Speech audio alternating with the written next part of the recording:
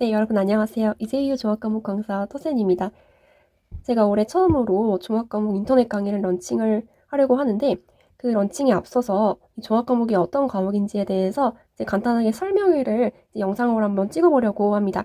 자, 그래서 일본 유학시험 문과 수험생들을 위한 이제이유 종합과목 A to G라는 이름의 영상인데 뭐 제 강의를 듣던 안 듣던 상관없이 이제 이제이유를 준비하는 우리 특히 문과 수험생들에게 조금이나마 도움이 되었으면 하는 바람에서 이렇게 영상을 한번 찍어보게 됐어요. 자, 그래서 이제이유 공부를 시작하기 전에 혹은 이미 시작했다 하더라도 무조건 봐야 하는 종합과목 대비법에 대해서 오늘 한번 얘기를 해보려고 합니다. 자, 밑으로 내려서 우리 이제이유 종합과목 시험 개요부터 먼저 한번 볼 건데, 자, 이제이유라는 시험이 어떤 시험인지는 뭐 전반적으로 안다라는 전제 하에 이제 얘기를 하게 될 건데, 자, 시험 시간 먼저 한번 볼게요. 자, 종합과목은 2교시죠. 자, 2교시에 총 80분 동안 보게 되는데 점심을 먹고 나서 1시 반부터 2시 50분까지 시험을 보게 됩니다. 자, 그리고 참고로 1교시가 일본어죠. 1교시가 일본어고 그 다음에 일본어 끝난 다음에 점심시간이 주어지게 되고 자, 그리고 나서 점심시간이 지난 다음에 종합과목을 보고 자, 그 다음에 이과 친구들은 과학 탐구를 보겠죠. 그리고 나서 이제 마지막 3교시가 수학 이렇게 되는데 자, 얘네랑 별개로 영어는 이제 외부 성적이 필요하죠. 영어는 외부 성적을 따서 제출을 하는 식으로 이제 유학 준비를 하셔야겠죠. 자, 다시 돌아와서 종합과목의 문제 특징을 한번 볼 건데 총 38문제입니다. 총 38문제이고 전문항 객관식 사지선다입니다.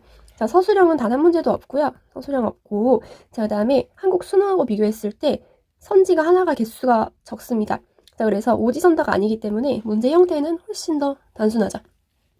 자, 그 다음에 이제이유 종합과목은 당연히 일본으로 유학을 가려는 학생들을 위한 거니까 일본어로 출제가 됩니다.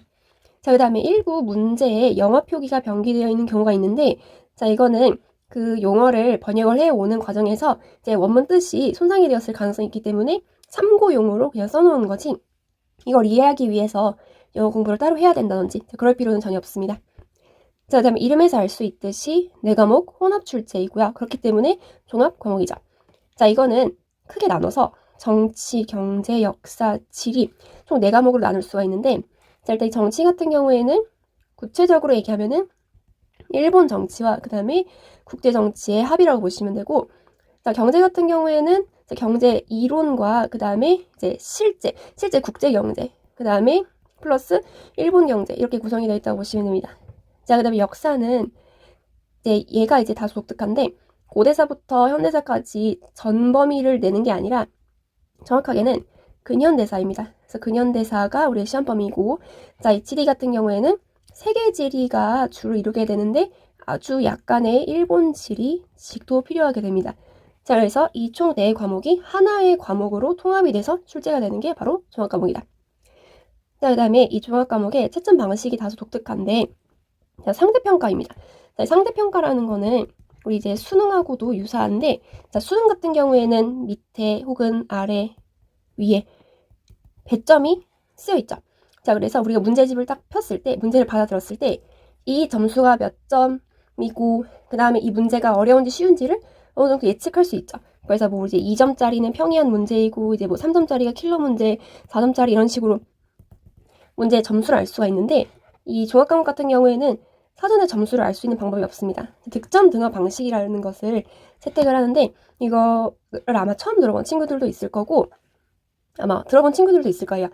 이제 외부 공인 시험에서 득점 등화 방식을 채택하는 시험들이 몇 개 있긴 한데 일단 수능은 아니죠. 수능과는 굉장히 다르고 이 득점 등화 방식은 많이 맞은 문제에 대해서는 높은 점수를 부여하고요.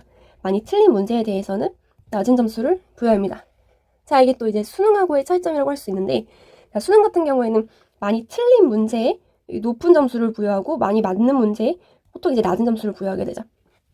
자, 근데 이 종합과목 같은 경우에는 득점 등화 방식이라는 것을 채용을 하는데 시험 직후에 답지와 기출과 배점을 공개를 해주지 않습니다.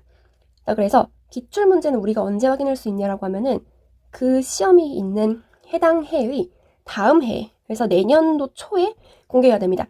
자, 그래서 지금 이 영상을 2026년도에 찍고 있는데 2026년도에 우리가 볼 수 있는 기출은 2026년도에 1회와 2회 시험이 아니라 2025년도에 기출을 볼 수가 있게 되는 거죠. 아직 나오진 않았어요.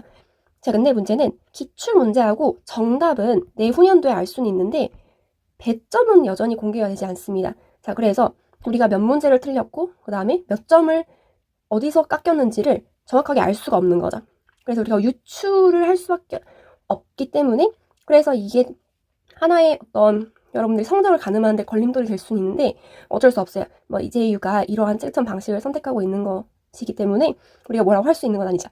자, 그래서 정확한 성적은 성적 자체는 알 수 있지만 몇 문제 틀렸는지 무슨 문제 틀렸는지는 알 수는 없다라는 점.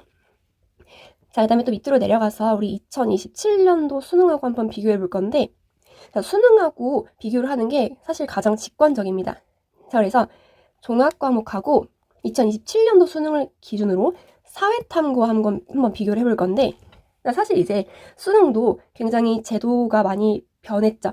이제는 사회탐구가 아니라 통합사회라는 이름으로 출제가 될 텐데 이제 아직까지는 선택과목 기조이기 때문에 자, 올해 공부하는 수험생들하고 비교를 한번 해보게 되면은 자, 공통점이 일단 있습니다. 자, 일단 공통된 과목들이 있는데 자, 아까 얘기했다시피 종합과목은 정치, 경제, 지리, 세계사 이렇게 있다고 얘기했고 그 다음에 사회탐구 같은 경우에는 이 정치, 경제, 지리, 세계사에 대응하는 포지션의 과목들이 있어요. 자, 일단은 법과 정치라고 하는 과목이 있고요. 자, 그 다음에 경제는 똑같이 경제입니다. 자, 그다음에 종합과목의 지리는 세계지리라는 이름으로 출제가 되고 자, 그 다음에 종합과목의 세계사는 동아시아사라든지 세계사 포지션에 대응시킬 수가 있겠죠. 완전 동일하지는 않아요. 자, 그 다음에 이 차이점을 이제 한번 보게 될 건데 자, 종합과목 같은 경우에는 선택의 여지가 없습니다. 무조건 4과목을 다 봐야 되고요. 혼합 출제. 자, 근데 사회탐구 같은 경우에는 총 8과목 중에서 2과목을 선택을 하게 되겠죠. 자, 그 다음에 종합과목은 제가 이제 예전에 학생들에게 그 다음에 학부모님들에게 설명을 하려고 하면은 약간 힘들었는데 자, 이제 수능이 개정이 되면서 통합사회라는 개념이 생겼어요. 자, 그래서 종합과목은 사실상 통합사회와 동일해요 라고 하면서 쉽게 설명을 할 수 있게 됐는데 교육과정 개정으로 통합사회와 상당히 유사한 포지션이 됐습니다. 근데 이제 구체적인 내용에서는 차이를 굉장히 많이 보이기는 하지만 그래도 포지션 자체는 유사해졌다. 자, 그 다음에 사회탐구 같은 경우에는 현재 사회탐구는 이제 범위가 굉장히 좁습니다. 범위를 딱 정해놓고 거기서 이제 지역적으로 들어가느냐 아니면은 문제 형태를 어렵게 되느냐로 이제 변별력을 맞추게 되는데 종합과목은 약간 또 다르죠. 자, 그 다음에 종합과목은 총 80분 본다고 얘기했고 4과목을 혼합 출제하는데 합쳐서 38문제를 냅니다. 자, 근데 사회탐구 같은 경우에는 한 과목에 총 30분이죠. 30분씩 2과목이니까 합치면 총 60분 동안 40문제를 풀게 되는 겁니다. 자, 그다음에 점수 배점도 한번 볼 건데 종합과목은 총 200점 만점입니다. 200점 만점이지만 실제로 200점 만점이 뜨는 일은 일어나지 않고 그 이유는 득점 동화 때문에. 자, 그다음에 사회탐구는 각 50점 만점이고요. 50점 만점 맞는 친구들 꽤 있죠. 자, 그리고 나서 이 시험이 어떻게 변별력을 가져가는지의 차이점도 있는데 자, 일단 첫 번째로 종합과목은 타임어택 과목이 아닙니다. 자, 38문제를 80분 내에 풀어야 한다라고 하면은 압박감을 느낄 수도 있는데 실제로는 정말 빨리 풀면 20분 만에도 끝낼 수 있고요. 보통 이제 3, 40분 내로 푸는 건 다 끝납니다.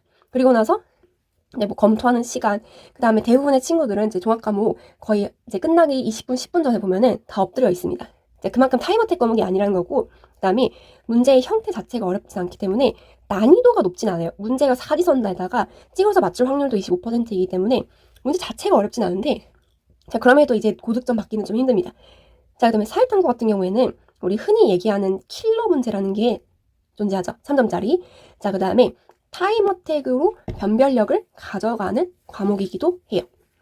뭐 예를 들어서 계산 문제라는 거, 이제 특히 사회문화 같은 경우에는 이제 도표가 들어가 있죠. 보통 그런 게 이제 타임어택을 좌지우지하는 하나의 요소가 되고, 자, 그다음에 종합과목 같은 경우에는 200점 만점에서 점수로 매기게 되는데, 사회탐구 같은 경우에는 이제 등급이 존재하죠. 현재 기준으로 1등급부터 9등급이 존재하게 되는데, 종합과목은 등급이라는 건 존재하지 않습니다. 그래서 오로지 점수만 존재한다는 게 이제 2027 수능과의 비교가 되겠죠.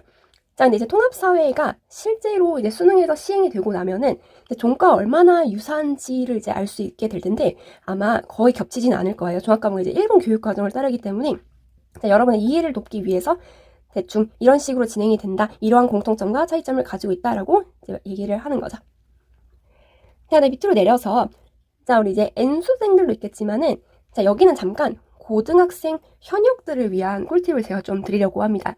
그러니까 고등학교 1학년부터 고등학교 3학년까지 올해 기준으로. 자, 이제 N수생들에게는 그렇게 통하지 않는 꿀팁일 수도 있는데, 자, 일단은 내가 지금 선택 과목의 교육 과정을 따르는 사람이다 라고 하게 되면은, 자, 탐구 과목을 선택을 해야겠죠. 근데 이제 사실 탐구 과목을 선택하는 거는 이미 아마 끝났을 거예요. 제가 이 영상을 올린 시점에서 끝났겠지만, 그래도 혹시라도 선택을 하게 된다라고 하면은 세계지리라는 과목과 세계사 이 두 과목을 추천합니다. 세계지리랑 세계사는 팩트이기 때문에 내용이 상당 부분 겹칩니다. 그래서 한국 기준으로 세계와 일본 기준으로 세계는 크게 다르지 않기 때문에 상당 부분 겹치고요.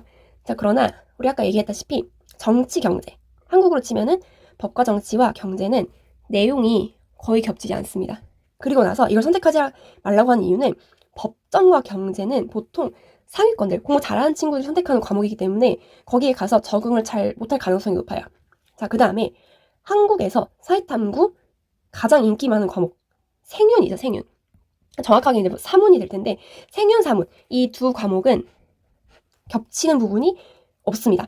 생윤, 그 다음에 윤사, 생활과 윤리, 윤리화사상, 사회문화, 그 다음에 동아시아사, 한국지리는 전혀라고 할 것까지는 없지만 한 1% 정도 거의 안 되는 거죠. 전혀 도움이 되지 않기 때문에 선생님 근데 저희 학교는 이런 과목밖에 없어요 라고 하면은 뭐 어쩔 수 없죠. 세계지리와 세계사가 개설되어 있는 학교의 학생들이라고 하면은 도움이 되겠지만은 생윤, 윤사, 사문, 동사, 한지 선택한 친구들은 안타깝게도 종합 과목에 도움이 되는 내용은 거의 배우지 못할 거예요. 뭐 이 동아시아사 같은 경우에는 선생님 근데 종합 과목에 일본 역사도 나오지 않아요 라고 하지만 일본 역사 거의 안 나오고 보통은 다 이제 세계사 내용이에요. 세계지리랑 세계사가 정말 도움이 많이 되는데 혹시라도 그렇지 않은 과목을 선택했다 해도 딱히 좌절할 필요는 없어요.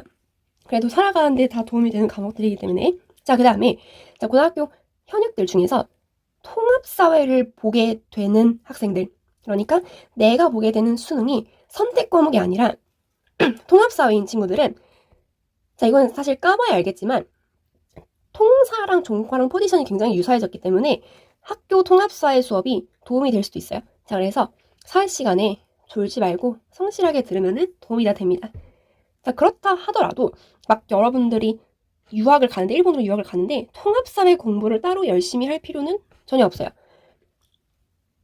물론 하면 좋겠지만 뭐 내가 내신을 챙겨야 한다, 수능을 챙겨야 한다라고 하면 열심히 하겠지만 이제 대학은 이제 동시에 입학할 수 없기 때문에 선택과 집중을 좀 하셔야 돼요. 그래서 내가 일본으로 유학을 가기로 마음을 먹었으면은 이제 깔끔하게 한국 교육 과정은 버리시는 게 좋고요.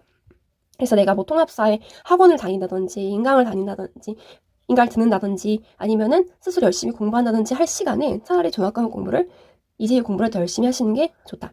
자, 그리고 나서 통사 안에서도 지리와 특히 세계지리, 역사 파트는 졸지 말고 열심히 들으시면은 분명히 도움이 됩니다.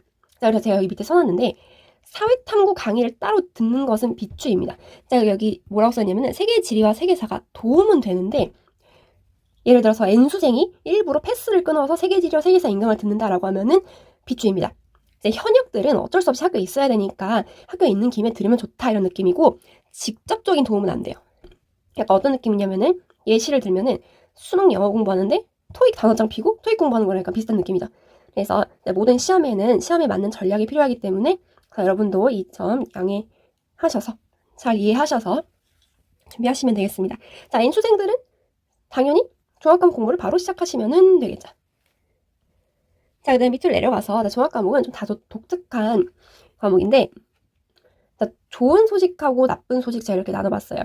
자, 이제 종합과목에 특징이 있는데 자, 좋은 소식하고 나쁜 소식 이렇게 한번 봤을 때 사실은 얘네 위치가 살짝 바뀐 감이 있죠. 자, 그래서 얘네 특징을 한번 볼 건데 자, 일단은 문과 입시의 변별력을 가져가는 게 사실상 종합과목이다라고 생각하시면 돼요. 그래서 이 일본어 같은 경우에는 공부를 열심히 하다 보면은 대부분 성적대가 비슷해지는 게 있는데 이 종합과목 같은 경우에는 공부를 한 친구와 안 한 친구의 차이점이 굉장히 극명합니다. 자, 그래서 종과를 열심히 공부하시면은 변별력이 생긴다라는 것. 자, 그 다음에 출제 빈도가 불규칙하고 그 다음에 출제 확률이 낮다라는 게 이제 또 하나의 특징이 되는데 딱히 좋은 소식은 아니죠. 이렇게 한번 바꿔볼 건데 자, 그래서 출제 빈도가 굉장히 불규칙하고 아무리 열심히 공부를 해도 내가 보는 시험에 안 나올 가능성이 매우 높아요. 그 다음에 특정 개념의 출제 확률이 매우 낮습니다. 자, 왜냐하면은 범위는 굉장히 넓은데 38문제밖에 안 되기 때문에 낼 수 있는 문제가 이제 한계가 있는 거죠. 자, 그 다음에 직전에 나온 소재가 직후에 잘 반복되지 않는다는 것도 하나의 특징이에요. 자, 그래서 전기 시험에 나온 문제가 후기 시험에 안 나올 가능성이 굉장히 높아요. 일부러 그렇게 되는 건데, 자, 그래서 공부를 하실 때 하나의 팁이라고 하면 전기에 나왔던 개념을 열심히 공부하는 게 아니라 전기에 나왔던 개념을 오히려 버리고 그 전에 안 나왔던 개념을 공부를 해서 후기 시험을 대비하는 게 하나의 팁일 수도 있다는 거예요. 자, 그 다음에 수능과는 다르게 쉬운 문제는 감점이 매우 크기 때문에 무조건 맞으셔야 됩니다. 내가 실수해서 하나 틀리면은 극단적인 예시로 10점씩 깎일 수가 있어요. 자, 근데 또 반대로 어려운 문제는 틀려도 타격이 크지 않기 때문에 이런 거는 과감하게 내가 만약에 공부할 시간이 부족하다, 준비 시간이 부족했다라고 하면은 과감하게 버리셔도 된다라고 말씀을 드려요. 자, 그래서 이제 이재유가 약간 까다로운 특징을 가지고 있기 때문에 이 만점 받는 게 굉장히 어렵습니다. 약간의 운도 좀 필요한 거죠. 자, 그 다음에 자, 그래도 여러분에게 뭐 약간의 희망이 될 만한 나쁜 소식까지는 아니지만은 좋은 소식이죠. 사실상 제가 위치가 바뀌었는데, 자, 의외로 일본어 해석 자체는 종과를 공부하는 데 있어서 걸림돌이 되지 않습니다.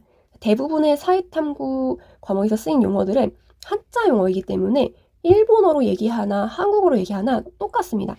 똑같은 용어를 공유하고 있기 때문에 일본어를 잘 배우면은 자연스럽게 일본어 종합 과목에 필요한 일본어 실력이 따라오는 게 있고요. 자, 그 다음에 넓은 범위에서 쉬운 지식을 물어봅니다. 범위 자체는 굉장히 넓기 때문에 출제 확률은 확 낮아지지만 대신 문제 형태 자체는 어렵지 않다는 거죠. 배우기만 하면은 누구라도 맞출 수 있는 내용. 자, 그 다음에 얘는 이제 사지선다이기 때문에 찍어서 맞출 확률이 25%죠. 그리고 vs 수능은 찍어서 맞출 확률 20%인데 근데 사실상 50%라고 얘기를 합니다. 공부를 해보면 알겠지만 두 개는 항상 빠르게 소거가 됩니다. 그래서 두 개를 놓고 고민하게 만드는 게 이게 또 종합과목의 특징이죠. 자, 그 다음에 뭐로 가도 정답만 찾으면 된다라고 얘기를 하는 게 얘랑 또 이제 이어지게 되는데 찍어서 맞추나 알고 맞추나 어찌됐든 점수 얻는 거는 똑같기 때문에 뭐로 가도 정답만 찾으시면 됩니다. 자, 그리고 나서 자, 얘랑 또 이어지게 되는 건데 일본 해석이 걸림돌이 되지 않는다는 점이 대부분 직역하면은 충분히 이해가 가능하기 때문에 그래서 여러분들이 막 종합 과목에 나오는 단어를 억지로 외워야 된다라는 그런 압박감을 부담감을 내려두시면 좋을 것 같아요. 아까 얘기했다시피 만점 받는 게 매우 어렵다고 얘기했는데 고득점은 충분히 가능합니다. 자, 이것도 이제 수능이랑 비슷한 건데 50점 만점 받는 거는 좀 어려운데 뭐 47점, 45점에 1등급을 받는 거는 가능하죠. 4% 안에만 들어오면 되니까. 그래서 고득점은 여러분들이 성실하게 공부하면 충분히 가능합니다. 자, 그리고 나서 이 종합 과목은 아까도 얘기했다시피 타임어택 과목이 아니기 때문에 어렵거나 시간이 모자라서 점수가 낮은 건 절대 아니고요. 순전히 몰라서 점수가 낮았다고 생각하시면 됩니다. 내가 일본어를 몰라서 아니면은 내가 시간이 모자라서 아니면 내가 그날 컨디션이 안 좋아서라는 핑계는 다 통하지 않습니다. 그냥 공부를 안 해서 틀리는 거지 기타 등등의 이유를 댈 게 전혀 없다라는 겁니다. 자, 또 밑으로 내려가 봐서 자, 이제 이 최근 기조 한번 볼 건데 종합 과목의 최근 기조. 자, 이게 또 종합 과목을 공부하는데 하나의 걸림돌이 될 수가 있어요. 자, 이제유뿐만 아니라 이 종합 과목에 있어서 과거와 기조가 굉장히 달라졌습니다. 한 해 한 해 문제가 달라지는 게 굉장히 빠른데 2000년대랑 10년대 초반 문제와 그 다음에 10년대 후반과 20년대 초반 패턴이 완전히 다릅니다. 그래서 여러분들 기출문제를 풀다 보면은 2000년대, 2010년대 문제는 굉장히 쉬운데 갑자기 2020년대 들어오면은 문제가 어려워지는 거를 느낄 수가 있어요. 자, 그래서 기조가 격변하던 시기가 있었는데 그래도 20년대에 들어와서는 어느 정도 기조가 정착된 모습을 보이기 때문에 어느 정도 대비는 할 수 있는 거죠. 자, 그래서 이제 내가 공부했을 때는 종합 과목이 쉬웠는데 종합 과목 쉬우니까 누구라도 공부하면은 고득점 받을 수 있어라고 하는 이 라떼들이라든지 아니면 화석들의 말은 듣지 마세요. 이제 그 친구들 지금 시험 똑같이 보게 하면은 그때 받은 점수 절대 못 받습니다. 그래서 우리가 보는 시험이 가장 어려울 것이다 라고 생각을 하셔야 되고 한 해 한 해 난이도가 올라가고 있습니다. 자, 그렇지만은 교육과정이 바뀌지 않는 한 종합과목도 어려운 문제를 낼 수가 없습니다. 그래서 소재는 언제나 동일하다는 걸 아시고 교육과정 범위 내에서 골고루 내려는 시도가 보이고 있고 한 단원 한 문제 출제 원칙을 지키려고 하는 시도가 지금 좀 보이고 있어요. 자, 이거는 이제 강의 들으시면 무슨 말 하는지 금방 이해하실 텐데, 예전에는 이제 뭐 정치가 있고 경제가 있고 이렇게 지리가 있고 그다음에 역사가 이렇게 있다라고 하면은 어느 해에는 정치 문제를 많이 내고 어느 해에는 경제 문제를 많이 내고 어느 해에는 역사 문제가 뭐 거의 없고 지리 문제 거의 없고 이런 식의 약간 불규칙한 패턴이 많이 보였는데, 요즘에는 이 네 과목의 밸런스를 맞추려는 시도가 보이고 있고, 자, 그 다음에 이제 세부 과목 안에서 정치의 단원이 한 10개 정도가 있거든요. 그러면은 예전에는 예를 들어서 1단원에서 막 3문제, 4문제씩 내고 그 다음에 2, 3, 4단원은 아예 안 내고 이런 식의 패턴이 있었다라고 하면은, 지금은 무조건 한 단원에서 한 문제만 내겠다. 그래서 출제 확률이 들쑥날쑥한 거를 최대한 없애겠다라고 하는 시도가 이제 보이는 거죠. 자, 그 다음에 최근 동향을 한번 볼 건데, 20년대 들어서 자, EJU가 이제 변별력을 가져가는 거는 범위로 가져가는 건데, 넓은 범위 내에서 여러 가지를 내는 식으로 해서 학생들을 혼란시키는 게 하나의 패턴인데, 최근에는 아주 먼 옛날에 출제했던 소재를 건드리고 있습니다. 뭐 예를 들어서 2004년에 냈던 문제를 20년 지나서 2024년에 낸다든지, 아니면은 2014년에 냈던 문제를 2024년에 낸다든지, 이런 식으로 해서 거의 뭐 10년이 넘는 출제 주기를 가져가려고 하는 문제들이 있는데, 물론 많이 넣어진 않아요. 몇 개 안 되긴 하지만 시험 범위로 넣어는 놨는데 거의 뭐 10년 넘게 안 냈으면 사실상 안 내는 거나 다름이 없죠. 자, 그래서 소개는 해놨는데 출제하지 않는다는 비판을 해소하기 위해서 이러한 약간의 무리수처럼 보이는 수를 두는 게 아닌가라는 생각이 들고, 자, 그 다음에 최근에는 자꾸 출제 패턴이라는 걸 좀 일정하게 가져가려고 하는 것 같아요. 이제 진짜 2000년대, 2010년대에는 읽을 수가 없었어요, 출제 패턴을. 그래서 과거 기출이 가지고 있었던 맹점, 어떤 단점들을 해소하려는 시도가 보이고 있다.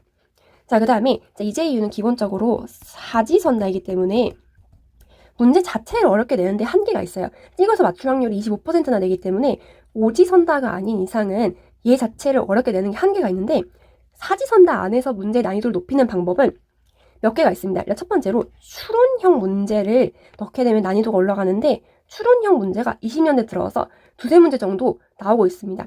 예전에는 이제 단순 상식만 가지고도 풀 수 있었는데 추론형 문제가 등장하고 있고, 그 다음에 합답형 문제가 부활하고 있습니다. 이거는 사실 2000년대랑 특히 2010년대에 조금 시도를 하다가 잠깐 사라졌는데 2020년도 들어서 다시 부활하는 문제입니다. 합답형이라고 하면은 이제 모의고사 보시면 아시겠지만 내신이라든지 수능 뭐 1번 기역, 니은, 디귿, 그 다음에 2번 기역, 니은, 그 다음에 3번 기역, 디귿, 이런 식으로 내는 걸 이제 합답형 문제라고 하는데, 이렇게 합답형 문제로 사지선다를 내면은 당연히 올라가겠죠.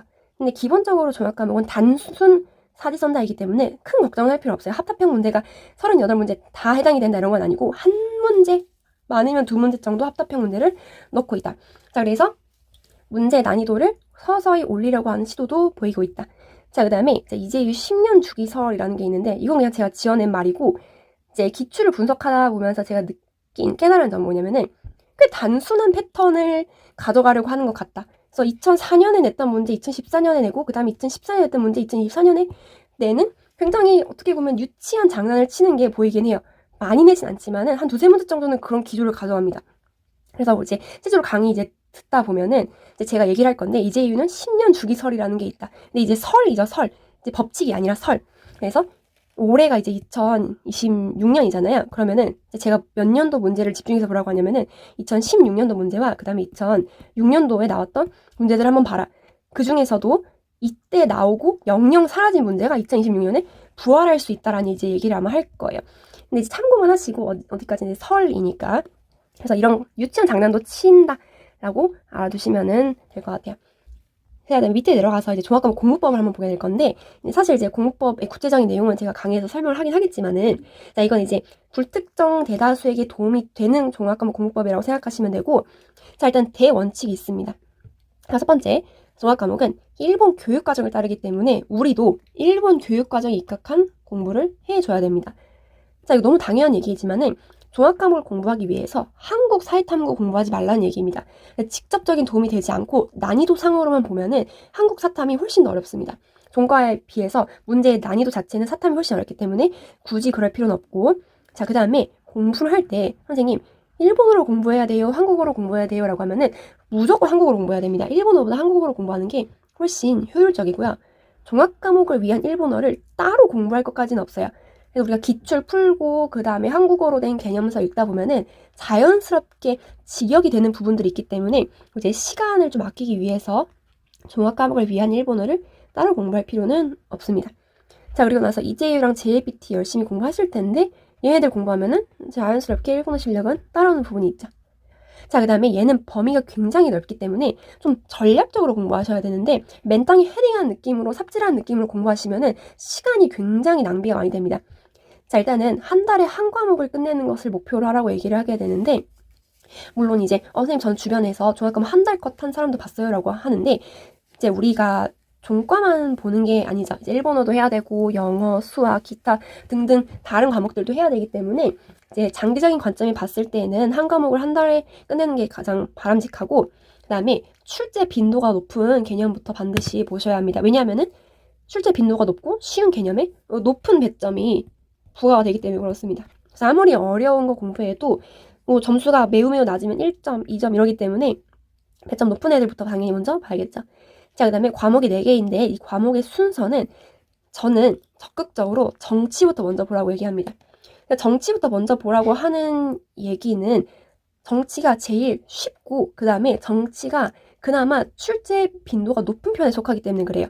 그래서 이 정치는 저는 평소에 정치 과목을 좀 어려워하는데요 라고 할 수 있지만은 종과의 정치는 그렇게 어렵지 않습니다. 4과목 중에 가장 효자 과목이고 그 다음으로 봐야 되는 게 경제. 경제 난이도가 좀 있기는 하지만 자, 이 경제 같은 경우에는 얘도 마찬가지로 출제 빈도, 출제 확률이 정치에 이어서 높은 편에 속합니다. 당연히 다른 애들 다 맞는 문제를 나도 맞아야 배점이 올라간다고 얘기를 했죠. 자, 그 다음에 봐야 되는 게 세계사. 이제 세계사부터 넘어오게 되면은 출제 확률이 서서히 떨어지기 시작합니다. 자, 그럼에도 불구하고 보셔야 되고, 그 다음에 지리는 무조건 마지막에 보세요. 지리를 마지막에 보라고 하는 이유는 얘가 이제 불효자 과목인데 열심히 공부해도 시험에 안 나오는 개념들이 태반입니다. 자, 그래서 우리가 상식적으로 알고 있는 과목에 대한 이미지를 탈피를 하시고 종합 과목에 있어서는 정치, 경제, 세계사, 지리 순으로 공부를 해야 전략적인 공부가 가능하다라는 것. 자, 그 다음에 종가는 개념 자체가 그렇게 어렵지 않기 때문에 개념 자체는 빠르게 훑고 기초를 분석하시는 게 오히려 도움이 됩니다.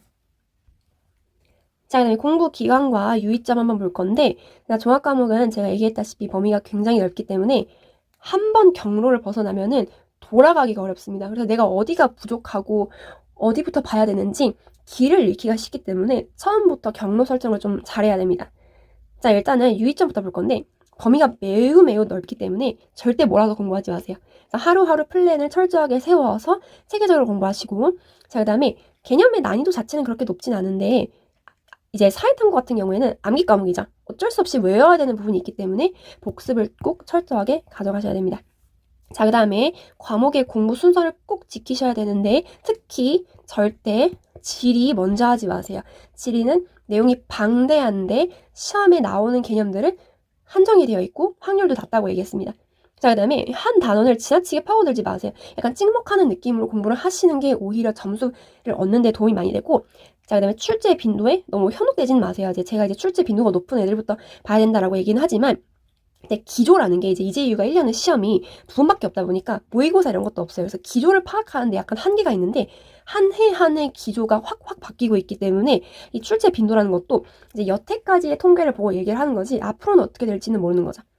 자, 그 다음에 공부하실 때 강약 조절에 유의하셔야 되는데 내가 출제 빈도가 높은 애들은 좀 강하게 공부를 하시고 그 다음에 시험에 잘 안 나오는 애들은 이제 약하게 공부하셔야 됩니다. 이게 이제 전략적 공부이고 모든 개념을 열심히 공부하려고 하지 마세요. 버릴 건 버리고 가져갈 건 가져간다는 느낌으로 공부하세요.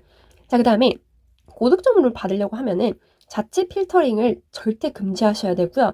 이제 요즘 트렌드가 뭐라고 얘기했냐면은 넓은 범위 내에서 골고루 내려는 시도이기 때문에 여태까지 안 나왔다고 해서 앞으로도 안 나오리라는 보장은 없기 때문에 자체 필터링은 금지하시고 교육과정에 들어있으면은 종가에 무조건 나온다라는 생각으로 공부를 하셔야겠죠. 자, 공부 기간은 제가 제시하는 바로는 다른 과목, 일본어, 뭐 수학, 영어 이런 것들랑 병행을 한다는 전제 하에는 총 1년 동안 공부하는 게 바람직합니다. 자, 그래서 저도 제 커리에서는 개념 완성은 4개월에서 6개월 정도를 잡고 그 다음에 심화 완성은 4개월에서 6개월 잡는 게 좋다. 이렇게 해야 다른 과목하고 이제 병행을 하는데 유리하다. 균형 있는 공부를 하는데 좋다라고 이제 얘기를 하게 되는 거죠. 자, 그 다음에 이제 별개로 종합 과목은 입시를 위한 공부이기도 하지만 여러분이 살아가는 데 있어서 도움이 되기도 합니다.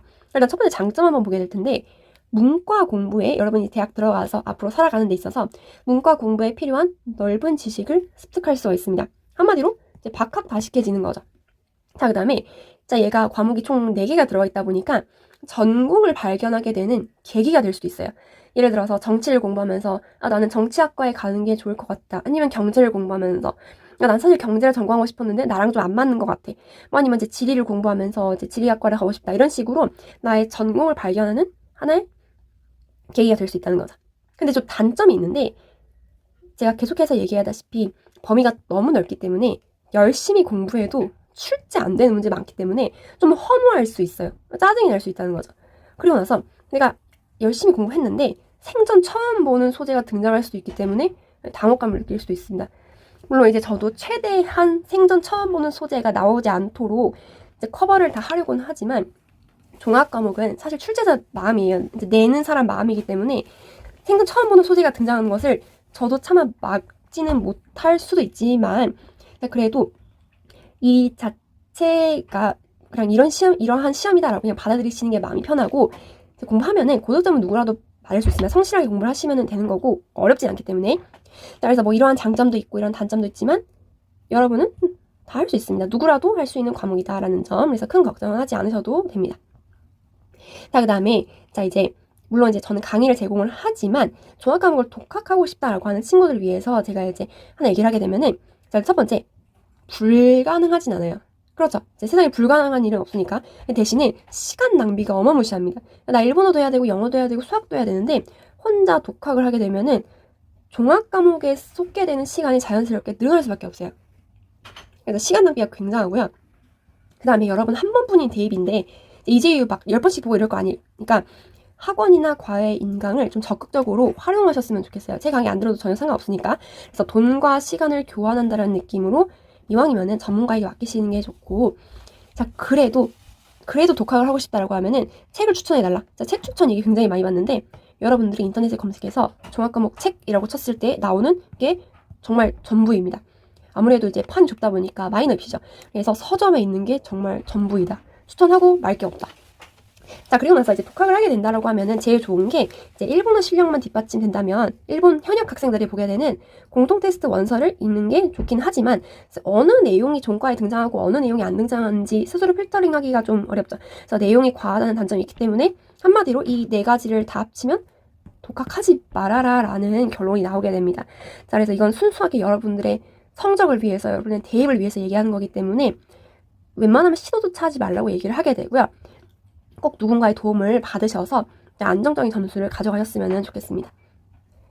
자, 네, 마지막으로 제가 드리는 당부의 말이 있는데, 자, 일본 유학시험, 종과뿐만 아니라 이제유.